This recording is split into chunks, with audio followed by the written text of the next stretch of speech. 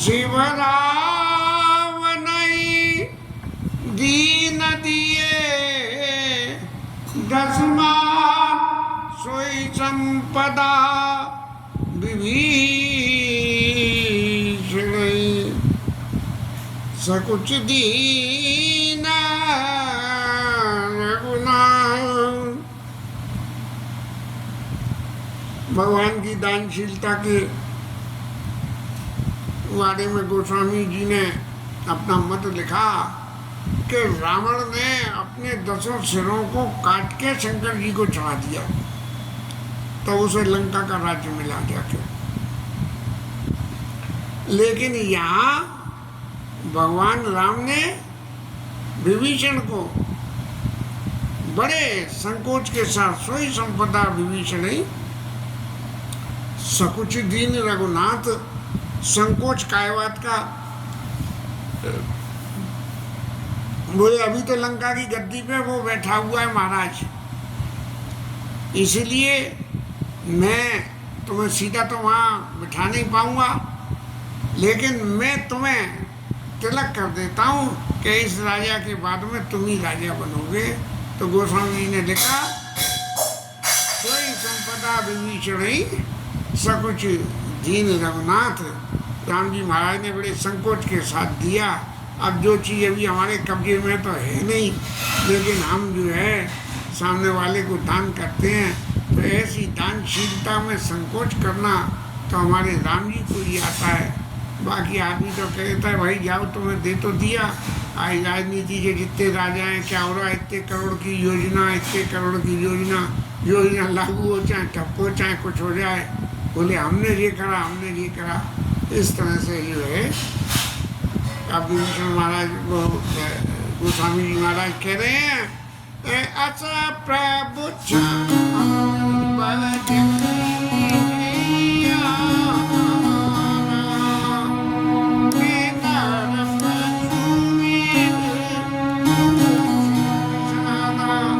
अब जो है राम जी की ऐसी उदारशीलता को देखने के बावजूद भी जो किसी दूसरे देवता को भजन करे तो वो जो है जानवर हैं, बिना पूछ के और बिना सिंह के जानवर। अब प्रश्न ये उठता है कि क्या गोस्वामी जी महाराज दूसरे लोगों की देवताओं की महत्व इम्पोर्टेंस को कम कर रहे हैं? ये कम नहीं कर रहे हैं, ये भगवान के इस अवतार की कथा है, इसलिए इस अवतार से संबंधित जो लोग हैं उन लोगों के लिए ये बात है। अब दूसरे अवतार में जाएंगे तो दूसरे अवतार में अब महाराज उन्होंने क्या नाम है वेद व्यास जी ने भागवत में भगवान के 24 अवतारों का वर्णन करा, और हर अवतार के वर्णन में गोस्वामी व्यास जी महाराज लिख देते हैं कि इनके बराबर कोई दूसरा देवता ही नहीं है, इनके बराबर। अब सामान्य बुद्धि वाला आदमी ये कहे बोले भैया इसे भजें कि इसे भजें, किसे भजें और किसे करें, बस वहीं ये मत भ्रम हो जाता है। लेकिन गोस्वामी जी कहते हैं कि जिस अवतार की आप बात कर रहे हो उस अवतार के बारे में अस प्रभु छाण भजे जे आना। जब आप रामायण का पाठ कर रहे हो और राम जी के चरित्र का गुणगान कर रहे हो तो अपनी सारी क्रियाशीलता, अपना सारा बुद्धि चातुर्य, अपने सारा समर्पण राम जी के चरणों में करो। ऐसा नहीं कि राम जी के चरणों में अभी आए तो समर्पण करा, बोले प्रभु बड़ी जो है मुसीबत में है उद्धार करो, और नहीं करा तो बोले कि अब दूसरे के यहाँ चले जाएं, तब जो है इस तरह से ये बिल्कुल स्पष्ट रूप से गोस्वामी जी ने लिखा कि निज जन जान ताहि अपनावा, प्रभु स्वभाव कपि कुल मन भावा। राक्षस को अपना लिया, विभीषण को अपना लिया, अपने दल में मिला लिया, माने उसकी पार्टी बदलवा दी, और ऐसी पार्टी बदलवाई कि इस पार्टी को बदलने के बाद फिर कभी दूसरी पार्टी बदलने की जरूरत ही ना पड़े। ऐसा जो है तो बंदरों को सबको बड़ा अच्छा लगा। तब राम जी महाराज ने पूछा कि भाई देखो अब तक तो रही लंका के पास तक आने की बात, और आने के बाद में विभीषण महाराज को जो है शरणागति देने की बात। लेकिन अब सब लोग जो है जिस मेन काम के लिए हम आए हैं सीता जी को लाने के लिए, उसकी तरफ हम ध्यान दें। और ध्यान दे के क्या ध्यान दें कि हमें यहाँ से लंका जाना है। जब लंका जाएंगे तभी युद्ध होगा और तभी रावण मारे जाएंगे। तो अब हमें समुद्र से किस तरह से पार जाना चाहिए। भगवान की सबसे बड़ी खूबी एक ही है कि जिन लोगों के बीच में रहते हैं उन सबकी सलाह जरूर मांगते हैं। करते तो भगवान वो हैं जो नीति सम्मत होता है, लेकिन सलाह सबकी मांगते हैं। अब इस सलाह को मांगने में सबसे पहले जो है ये जो लंकेश महाराज माने विभीषण जी, लंकेश में, क्योंकि ये समुद्र के किनारे रहते हैं, बाकी बंदर तो रहते नहीं थे, तो सबसे पहले इन्हीं की लो कि जे लंका की क्या पोल बताते हैं और किस तरह से जो है लंका से पार जाना चाहिए। क्यों कि विभीषण महाराज सदा सर्वदा नीति विषयक बात करते हैं, नीति के संबंध में। और राम जी को नीति बहुत पसंद है, अनीति पसंद नहीं है। इसलिए सबसे पहले नीतिवान व्यक्ति को पूछा गया कि क्या करना चाहिए। तब विभीषण महाराज ने राम जी के प्रभाव को बढ़ाते हुए कहा कि प्रभु लंकेश सुनो रघुनायक, कोटि सिंधु शोषक तब सहायक। महाराज आप का एक बाण करोड़ों समुद्रों को सोख लेता है, सकता है, लेकिन फिर भी सामर्थ्यवान को हमेशा सामने वाले को दबा के और सिद्धि नहीं लेनी चाहिए। उसको उसकी इच्छा से उसको अपने में मिला के, अगर मैं एक बात कहूँ तो बोले रावण के पास जाने को विभीषण को मिला लिया भगवान ने अपने दल में।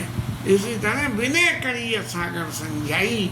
महाराज आप सब तरह से सामर्थ्यवान हो तो जाके और समुद्र महाराज से जो है वो प्रार्थना करो कि भाई देखो इतनी दूर तो हम आ गए हैं, अब सब इतने बंदर भालू सब हमारी मदद कर रहे हैं, तो महाराज तुम भी हमारी मदद करो।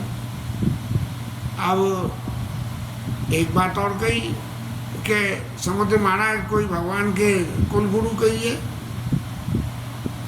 मेरे को तो नहीं मालूम, ये कथा कभी सुनने को पढ़ने को भी नहीं मिली कहीं। लेकिन प्रभु तुम्हारा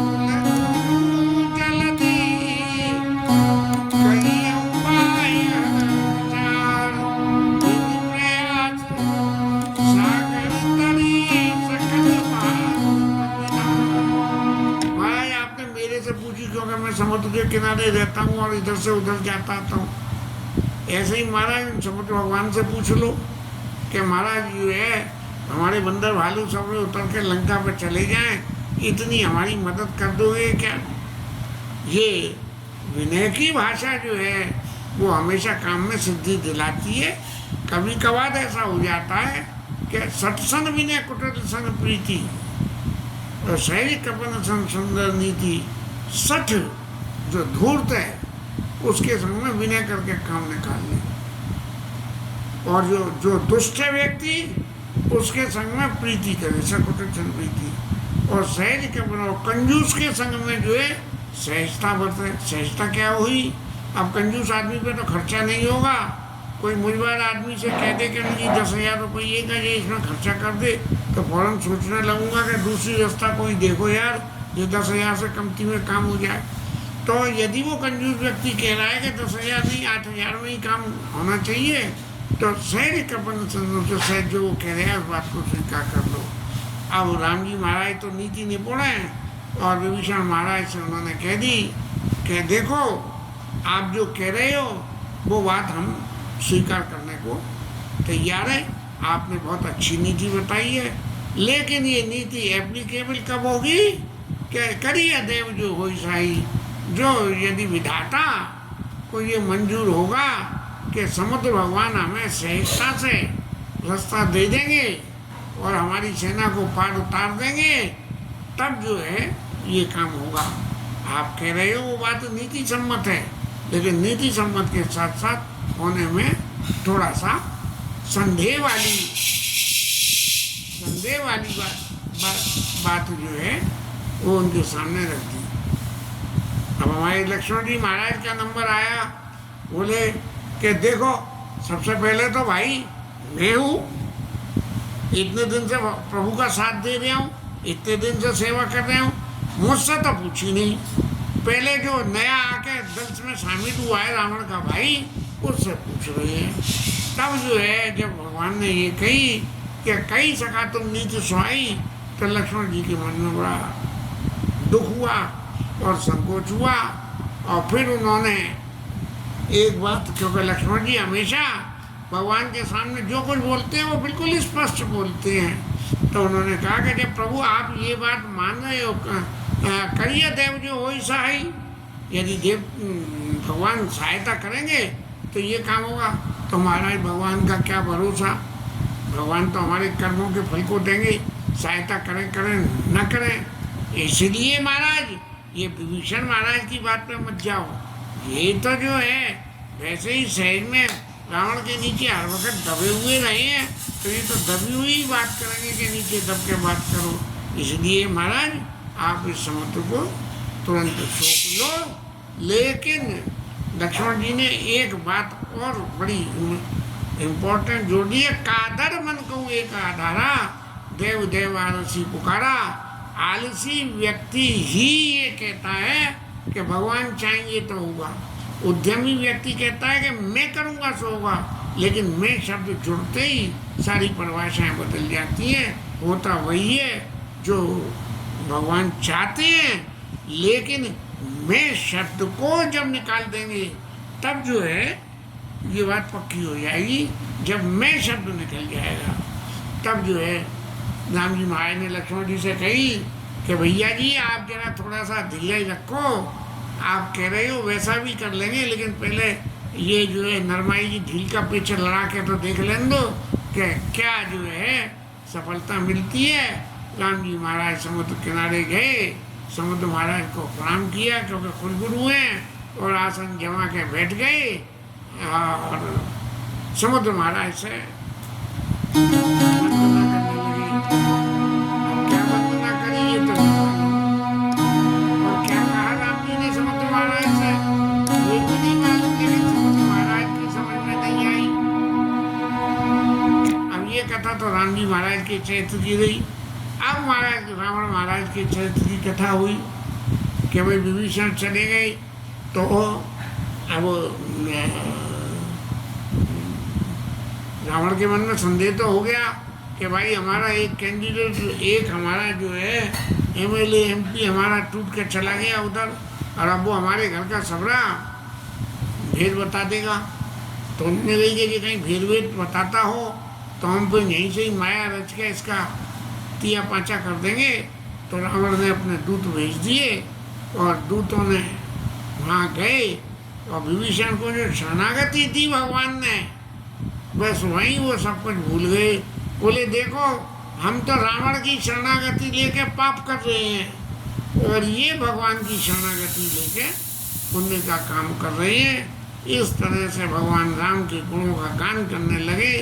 अब राम जी के गुणों का गान जब माँ करने लगे तो बंधुओं ने देखा कि ये जिस हिसाब से गुणगान कर रहे हैं ये तो सब हमारे सामने हुई बात है, और ये कौन है। तब जो है उन्हें पकड़ लिया और बांध लिया और सुग्रीव के पास ले आए। बोले पूछो जी कौन से बंदर हैं, कौन से दल के बंदर हैं ये, इनके सेनापति कौन है। तब जो है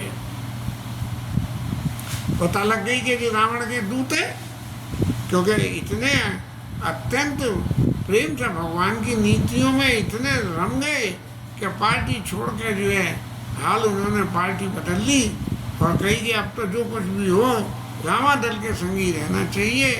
तब जो है बंदरों ने, जैसे रावण ने कहा था ना अंग भंग कर पठरी बंदर। अब वो बात हनुमान जी ने लौट के आके बंदरों को बताई, और जब बंदरों को बताई तो बंदरों ने कह दी कि जो हमारे हनुमान जी महाराज को जो तकलीफ देना चाह रहे थे रावण भगवान, वो अब तकलीफ हम इनको देंगे, इसलिए इनके नाक और कान दोनों काट दो। बोले हमारे यहाँ सबसे बड़ी परंपरा है कि इस युद्ध की शुरुआत ही नाक और कान काटने से हुई थी, इसलिए इसका अंत भी नाक और कान, क्योंकि जीवन में सबसे बड़ी चीज नाक है। नाक जब जरूरत से ज़्यादा एक्टिव हो जाए और अपने आप को कोई समझने लगे, बस वहीं फजीती शुरू हो जाती है। और कान जरूरत से ज़्यादा सुनने लगे, तब ये नाक और कान मिलकर बुद्धि को भ्रमित कर देते हैं। तब जो है उन्होंने कही कि आप भाई बचने का क्या तरीका है? तो बोले जैसे विभीषण ने शरणागति ले ली, ऐसे ही तुम भी शरणागति ले लो कि जो हमार हर नासा काना तेई कौशलाधीश के आना, उसे भगवान राम की शपथ है। जब ऐसा इन्होंने कहा तब जो है उन्होंने कही चलो भाई अब तो राम जी की शपथ ले ली इन्होंने, इसका मतलब जो अब दुष्टता का कोई बात नहीं करेंगे। और लक्ष्मण जी ने देखा कि उन्होंने कही कि भाई ये चरित्र तो बड़ा बढ़िया हुआ, एक टूट के आया सो आया, ये दो भूत और आ गए टूट के वहाँ से। तब जो है उनसे कही कि भाई तुम रावण के बहनों ने सभी बात बताई कि सुग्रीव महाराज को भेजा तो उसके पीछे हमें भी बांध दिया कि तुम उनकी सारी खबर लेके और हमें देना। तो महाराज हमें आज्ञा दो तो हम जाके उन्हें खबर दिया हमें और फिर आपके दल में आके मिल जाएंगे। तब जो है लक्ष्मण जी ने एक पत्र लिख दिया रावण महाराज को, कहे मुखागर मूड सना मम संदेश उदार। स्पष्ट भाषा में लक्ष्मण जी कहते हैं कि मेरा उदार संदेश रावण महाराज को दे दो। क्या दे दो? कि सीता देव मिलो, सीता मैया वापस करो और आके तुम भी हमारे दल में मिल जाओ। अहित सीता देव मिलो नत आवा काल तुम्हार। भले ही तुमने काल को पार्टी से बांध दिया है, लेकिन फिर भी तुम्हारा काल जो है वो आ गया संग। ऐसा संदेश जो है उन्होंने दिया। और उन्होंने भी कही कि भाई रावण का अन्न खाया तो रावण के पास में ये संदेश पहुंचाया मैं। और फिर जैसे विभीषण महाराज ने कही कि राम सत्य संकल्प प्रभु सभा काल वर्ष तोड़ और मैं रघुवीर शरण जाऊँ देव जिनी खोर। ऐसे ही इन्होंने सोचा कि भाई ये ठीक है कि रावण महाराज को जाके और हम ये समाचार दे आए कि विभीषण महाराज ने तुम्हारी कोई भी बात वहाँ जाके कही नहीं है, बल्कि राम जी ने उन्हें अपने दल में मिलाया है। ऐसे समाचार जाकर रावण महाराज को देने के लिए पहुँचे। रावण महाराज ने पूछिए और रावण महाराज ने अपने अपमान के वशीभूत होकर उनसे प्रश्न क्या किया। उन्हें कहो खबर विभीषण केरी जाई मृत्यु आई अतिनेरी। अरे वो तो मर जाएगा तो उसे मार काट के डाल देंगे बंदर, हाँ तो उसकी खबर कहो। तब जो है उन्होंने कह दी कि उन्होंने जाते ही लंका का राज्य दे दिया और उनको लंका नहीं।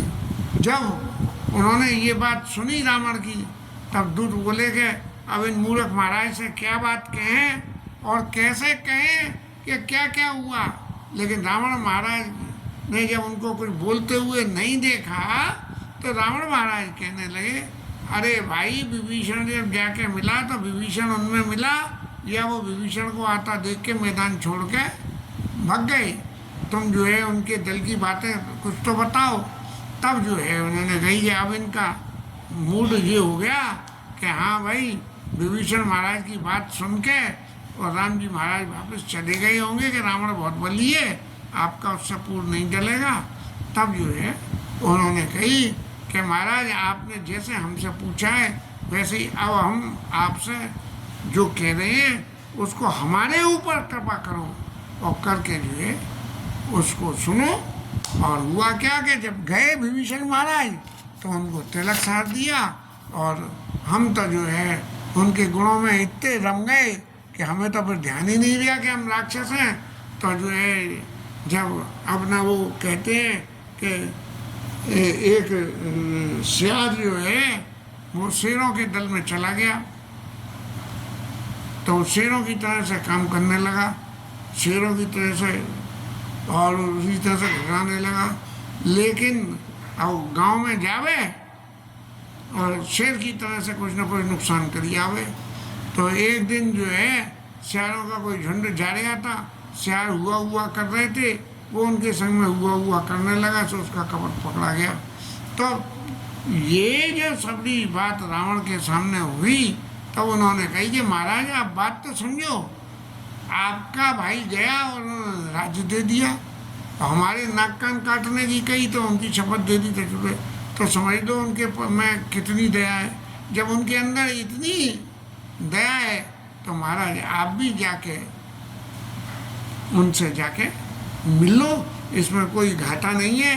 बंदर भालुओं में बल है चाहे नहीं है, लेकिन असंख्यता, उनको शंका बिल्कुल नहीं है कि वो रावण को जीत सकते हैं या नहीं। लेकिन भगवान राम जो है उनके ऊपर जो हेड है, जो उनको सबको कंट्रोल कर रहे हैं, ध्रुव जो है उसकी वजह से वो चुपचाप बैठे हैं।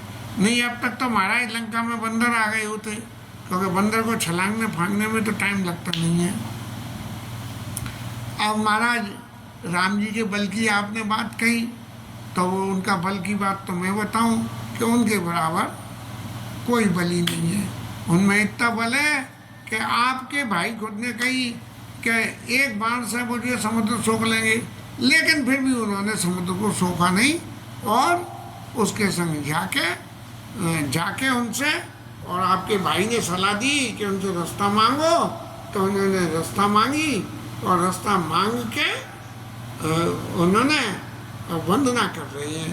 तो रावण महाराज तो खुश हो गए, बोले देखो कैसे मूर्ख है, अरे समुद्र मेरे आश्रित है और ये उसकी जो है वंदना कर रहे हैं कि तू हमें रास्ता दे दे, तो वो क्या रास्ता देगा। अरे विभीषण उनके संग है, विभीषण समुद्र से कह दे कि समुद्र महाराज रावण महाराज ने कहलवाई है कि रास्ता दे दो, तो शायद वो दे देता उन्हें। लेकिन जब ऐसा नहीं है, तब रावण को ये कहना पड़ा कि सचिव सबित विभीषण जाके और विजय विभूति कतौ जगता के।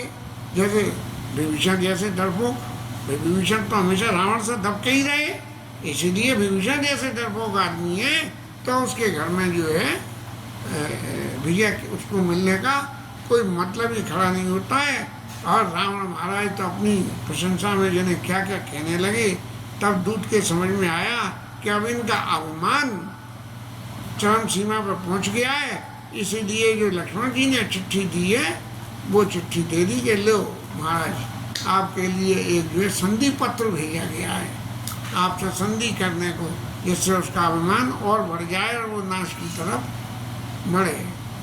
तब जो है लक्ष्मण जी ने जो चिट्ठी में लिखा था वो कंटेंट दिखाया गया कि तजमान अनुज इव प्रभुपद पंकज भंग होएगी राम सरानल खल कुल सहित तंग।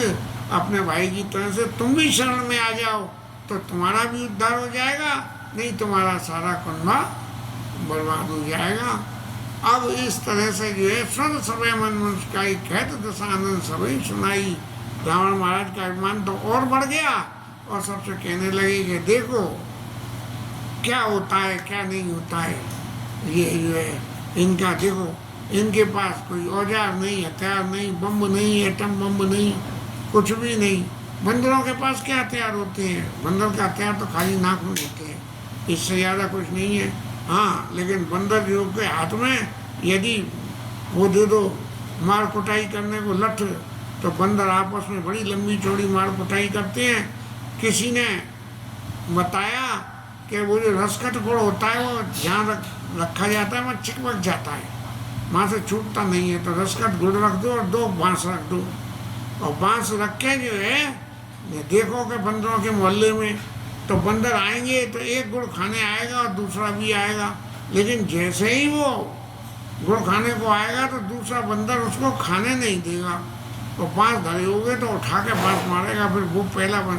तो इस तरह से बंदर आपस में सिर तक फोड़ लेते हैं, ऐसी मेरी सुनी हुई बात है। मैं नहीं समझता कि ये बात वास्तव में ऐसी होती है या कभी दर्शन किया हो। तब जो है बंदरों के पास में क्या है, लेकिन बंदर बांस की लड़ाई बड़ी कड़ी, लट्ठों की लड़ाई बड़ी कड़ी लड़ते हैं। तब जो है उन्होंने कहा कि दूतों ने कहा कि महाराज आप जो कह रहे हो वो आपकी बातें सब गलत हैं, और जो विभीषण ने किया और जो लक्ष्मण जी ने संदेश भेजा, ये संधि पत्र जो आपके पास में आया, जैसे अभी अमेरिका ने बीच में पढ़ के जो है पाकिस्तान से संधि वो जो है युद्ध विराम करवा दिया, ऐसे ही लक्ष्मण जी के पत्र को लेकर महाराज आप भी युद्ध विराम कर लो। तब जो है उन्होंने कहा कि भगवान राम का स्वभाव बड़ा कोमल है, और आप जो है उसके बारे में शंका शोभा मत करो कि आप जाओगे तो आपको शरण में रखेंगे या नहीं है। कि तजमान